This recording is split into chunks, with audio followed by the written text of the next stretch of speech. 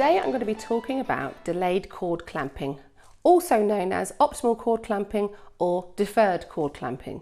So historically, what used to happen was the baby would be born and then the cord would be clamped and cut pretty soon after the baby's born, within seconds usually, which would mean that the blood that's inside the umbilical cord at the time wouldn't get transferred into the baby.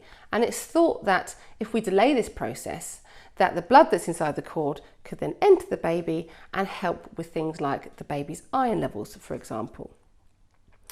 So I'm going to show you, using this woolly womb and cervix here, what actually happens. So once the baby's born, I have got a real baby in here. Well, not a real baby, but a baby. So the baby's born,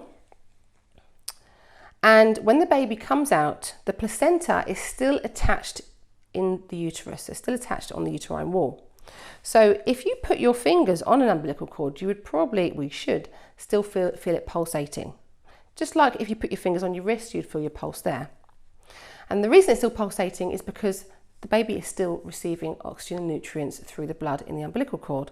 This is why if a mother has a water birth, that the baby can come out into the water, there's no real rush straight away to bring the baby up onto dry land, because the placenta is still attached and it's still pumping through the blood and oxygen to the baby. The baby's umbilical cord has a vein. So this is the bit here, the red bit is the vein, and also has two arteries. Now the vein is what gives the baby the nutrients and the oxygen, and the arteries is what takes away all the waste products and the deoxygenated blood away from the baby. After a few minutes, what happens is the cord stops pulsating, and sometimes it can happen within a minute or two, but a few minutes usually. And then eventually the uterus will start to contract again, and the placenta will come out. Some people choose to have an injection of an oxytocic drug into their thigh once the baby's born to help speed up the process of the placenta coming out. Some people choose not to, and if you choose not to, it's what we call having a physiological third stage. If you have a physiological third stage, it can take a little bit longer. It can take sometimes up to half an hour for the placenta to come out. If you have the injection, the placenta usually comes out within about 5 minutes. Is delayed cord clamping practiced everywhere? Well, not always. In the UK, the recommendation is to leave the cord. There's no real rush unless the baby needs to be resuscitated. If there's been a traumatic birth, or there's been a problem or a complication, and baby comes out and perhaps needs help with breathing immediately, then they might want to cut the cord quite quickly, get the baby over to the resuscitator to help give the baby some oxygen and start the breathing process.